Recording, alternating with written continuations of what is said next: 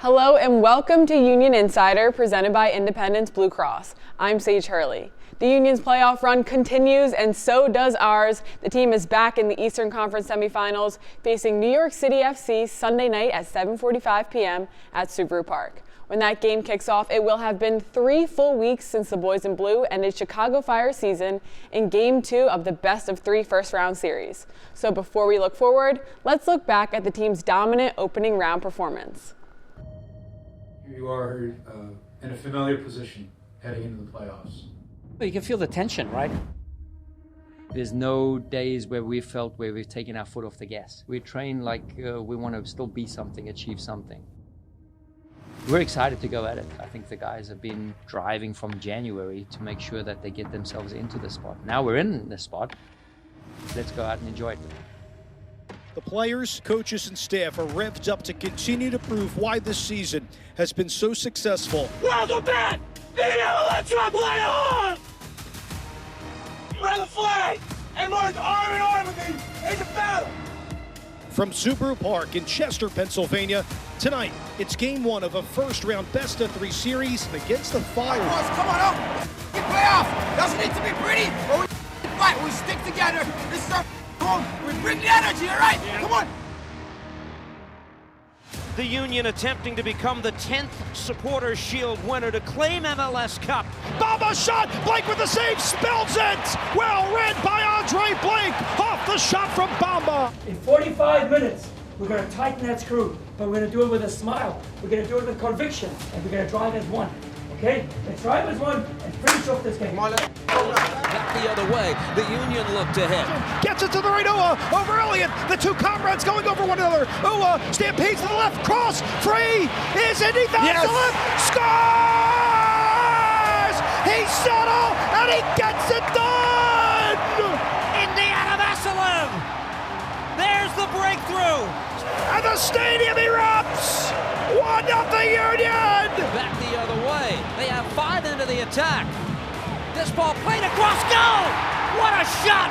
What a finish! Milan Iloski!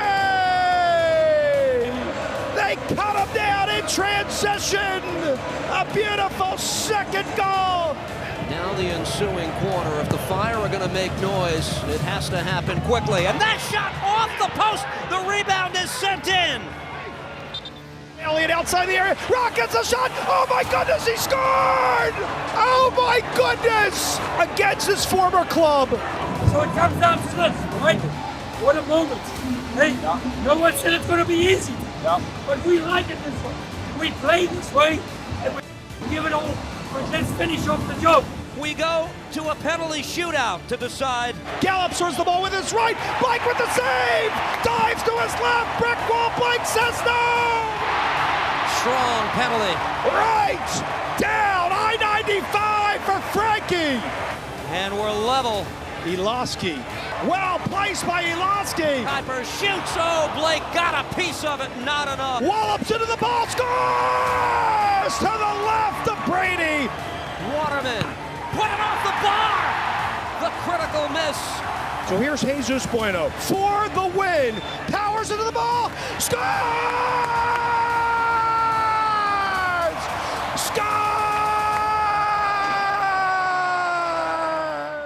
We're excited about the full game, and it was a contrasting of two styles. And I think now it's about a grit, a desire, a mentality to bring to the table, playing away from home. And all I know is we have one advantage in the series, and hopefully can turn it down, finish it off in 2. From SeatGeek Stadium in Bridgeview, Illinois, welcome to the 2025 Audi MLS Cup playoffs. Tonight, it's Game 2 in the first-round best-of-3 series. Philadelphia Union trying to make it quick business and a 2-game sweep. Let's go on tonight. Our defensive pressure. We get stuck in defensively and tell ourselves they can't beat us. We're going to get our chances. All right? Tonight we be relentless and we dominate. Come on, Brady. Come on. Fire, whether by regulation or shootout, they must win to force a decisive Game 3. The Supporters Shield winners stand in their path. Fight them, let's go! We're doing 3. 1, 2, 3! Bradley Carnell, his team in control. Pipers on the ball, dispossessed. So a chance maybe up the spot. Bribu, the tackle and goal, and scores! The does it all by himself. Oh, the takeaway by Ty Baribo and the Union make the Chicago Fire pay for the mistake in the back. Swings this out, and it's a penalty. Chicago will go to the spot with a chance. Gutierrez rams into the ball, saved by Blake. Low to the left of Andre, who read it perfectly. The throw headed out by Elliott, swung forward by Zinkernagel, won by Lukic on the misplay. Swing and a miss by Zinkernagel. Wagner's service. This ball headed in and finished, and the lead is doubled. Ty's got a brace. What a beautiful ball from Wagner. And Ty heads it for the second goal in the 16th minute. The Union have a commanding 2-0 lead. Over to Gall. Their goalkeeper hasn't made a mistake, and it goes off of Milan. Can it be for Damiani? Taps it in! They make another mistake by Gall in the back, and the Union deliver! Make it 3! Another mistake out of the back by the Chicago Fire keeper. And the Union with their third of the opening half. It is all Philadelphia now. A night to remember in the Midwest. The Philadelphia Union extinguished the Flyer in the first round. Best of 3 series. Get the brooms out. They win 2-0. To get the business sorted away from home and the way you went about it, man, I take my hat off to you. So I'm really proud of you, everybody. I could just feel energy that everyone was all in this. So thank you very much, okay?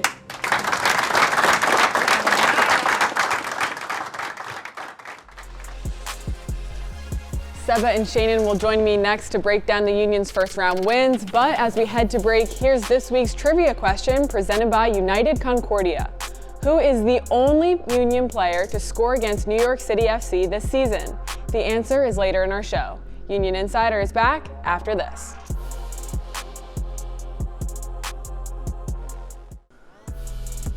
Back with a look at the playoff bracket. The other semifinal taking place this weekend is Inter Miami versus FC Cincinnati. The winner of that game would face the winner of the Union NYCFC game in the conference final, to be played the weekend of November 29th and 30th. Should the Union continue to advance, they would host up to and including the MLS Cup final. One of those Supporter Shield perks, we love to see it. Back here on the set, Seba and Sheanon joining me to put a bow on the Union's round 1 performance. Seba, let's start with you. What was your biggest takeaway? I think the fact that we're able to qualify in 2 games. We all know the series of 3 it's a little bit tricky, and when you saw who were winning in PK at home, a little bit of doubts maybe come into the mind of the fans and maybe some of the players to be like, hey, okay, we need to get back to where we are and what we can do to beat them in Chicago. And at the end, I think they really played very well over there. They were very well organized. I think the pressing was good, and when you saw that the backup goalkeeper of Chicago Fire was starting, they took full advantage of it. 2 mistakes from him, with easy goal for the Union. I think it was a great thing to see as well. Damiani and Baribo getting back into the scoring sheet and having them now full of confidence to attack the next round. So great, team performance away from home, getting it done in 2 games. I think is the biggest takeaway for me. What do you think, Sheanon? I thought that they did a great job of being opportunistic, especially on the road. It's hard to come across goals, and they did a good job to make sure that they finished it in Chicago by keeping that high line and forcing Chicago into a couple mistakes.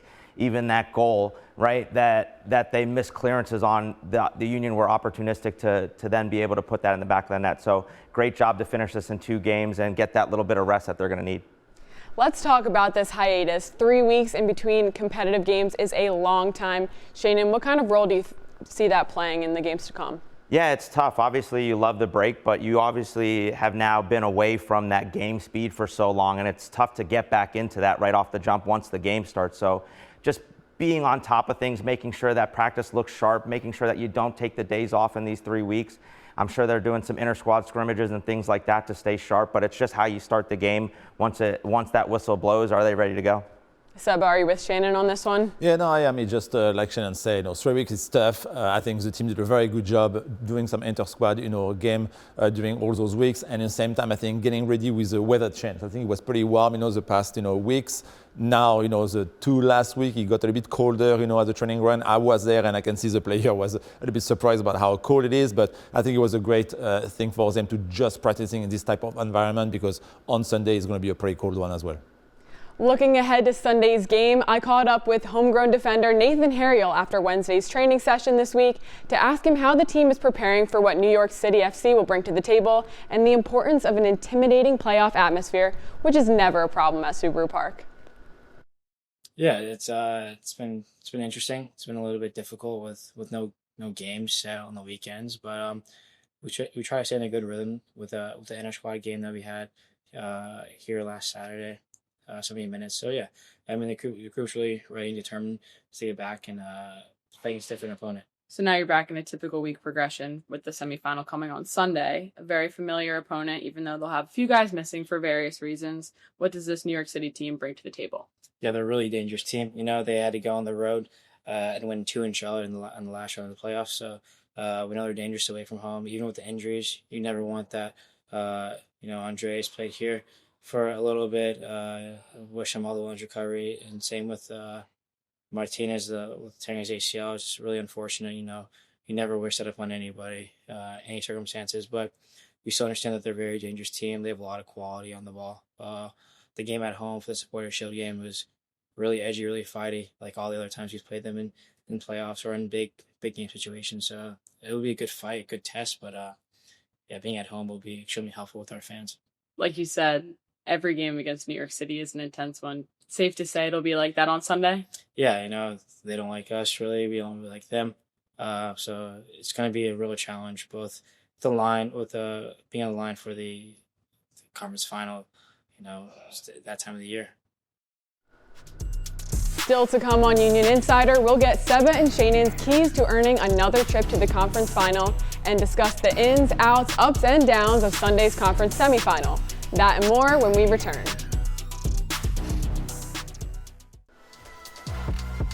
We're back with this week's Union Update presented by Torque. In case you missed it, it's MLS awards season, and the Union were well represented. Bradley Carnell won the 2025 Siggy Schmidt Award for MLS Coach of the Year as he continues to guide the Union to a historic first season that saw them win the Supporter Shield. And who knows, guys, perhaps there's more to come. Welcome back. While both Kai Wagner and Jacob Glesnes were nominated for Defender of the Year, the award ultimately went to Vancouver's Tristan Blackman. But both players did receive another significant league honor, and here's how they found out. Okay, ready guys? All right, look at me. Look at me. 3, 2, 1.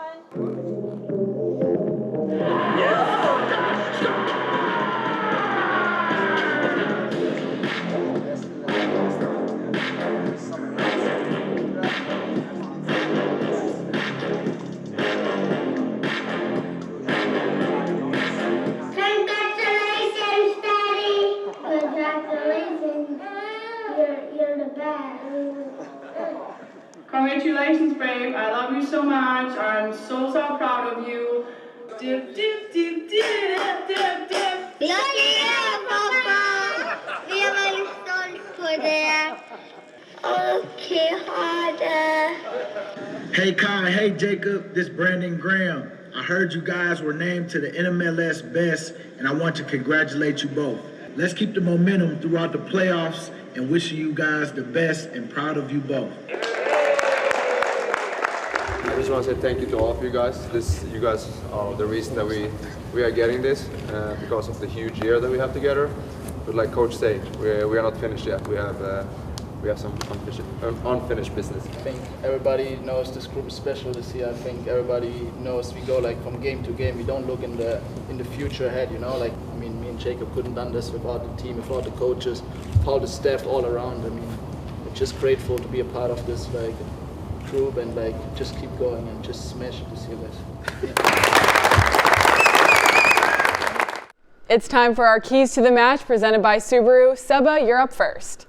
I'm going to go, since New York City FC is very good on counterattacks, to limit the counterattacks for New York. They have been, very deadful, the ways they play in Charlotte and scoring, all those goals away from home. we all know they're going to probably play with a low block, wait for a Union mistake to go very quick. They are very quick and very technical player in the front three. They are going to be Martinez, which is going to be a big thing for the Union, but they still have lots of quality on front. So can we keep the ball, not do too of a hurry mistake, trying to go and score quickly and like force a pass through the blocks. We need to make sure we move the New York City FC team from left to right, make them run, and then when it's the time to go through their defense. Because if we lose the ball, we all know the way we play. We push number forward, and they can counter-attack very quickly and go in front of Andre Blake. So let's limit the counter-attacks, and I think we'll get the win. Sheanon, what about you? For me, it's going to be for this Union team to be really good against this low block that I think NYCFC will bring to Subaru Park. Can they do a good job of moving the ball with some tempo and then using the wide areas to some effectiveness? Don't want to get into this game where you're just lumping useless balls into the box and getting frustrated. Want to make sure that you're a little bit patient against this low block and looking to pick your moments and then finishing off those moments and being dangerous in front of goal. I think if they can play well against this low block of NYCFC, that they can get the win.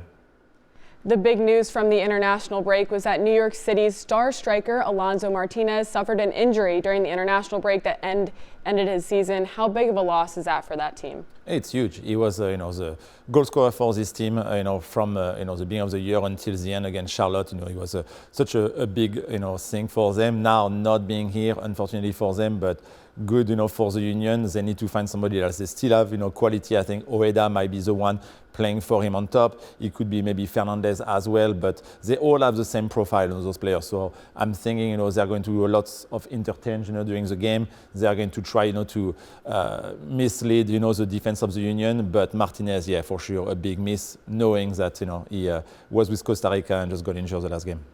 Sheanon, another interesting dynamic is in goal. Matt Freese, who played for the Union in the 2025 conference final against New York City FC, is on the other side on Sunday night. What will be going through his mind, having just been in the facility playing with the U.S. men's national team, who were based in Chester?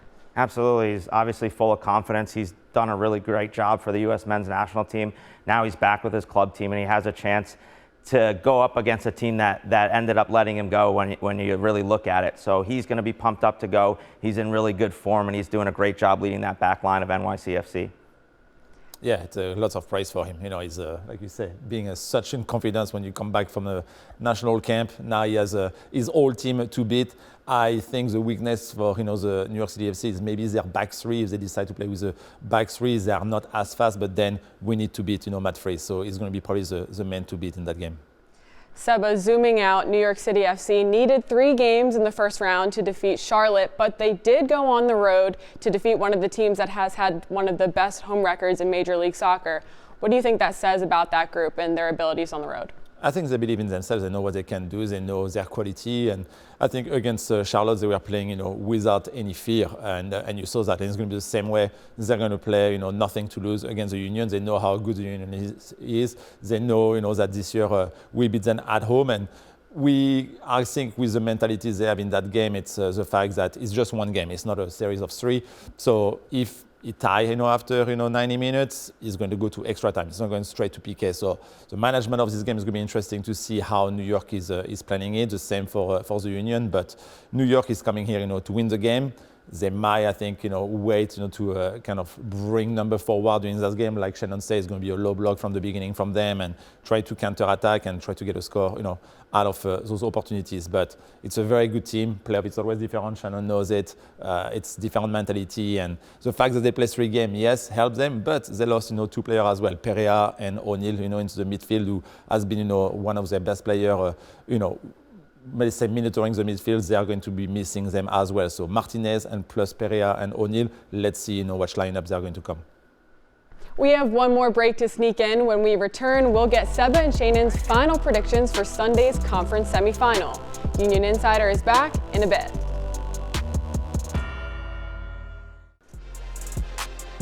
Back with the answer to this week's trivia question presented by United Concordia.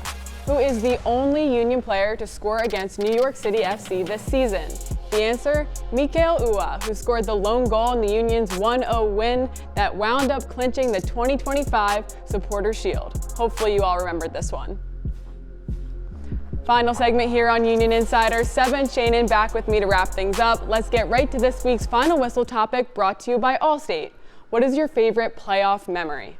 I'm going to go with a win against New York Red Bulls, and it was the first one when we were down, I think, by 1 goal, maybe 2 goals, and Jack Elliott scored, and then it was kind of a very rainy day, not the best weather, and at the end, I think we won in extra time with a Marco Fabian goal, but the place was electric. It was a long time. I didn't hear that much noise at Subaru Park, so I hope for the same thing this weekend, because even if we are down a goal, we always know we can come back, and it's what they show against the Red Bulls, and it was such a great feeling at the end of the game. Sheanon, what's your favorite Union playoff memory? My favorite memory is going to be the Union's first ever playoff appearance, that second year of the team's existence, just getting to the playoffs. Things were different back then. It was less teams that were making it. And just to be that first team to get the Union into the playoffs was a huge accomplishment for the group. Unfortunately, didn't finish it off, and hopefully this group will be the ones to finish it off. That'll do it for us. For Seba, Sheanon, and our whole team, I'm Sage Hurley. Enjoy Sunday's game. We hope to see you loud and proud as we pack the park for another huge playoff matchup. Thanks so much for watching. We'll see you next time.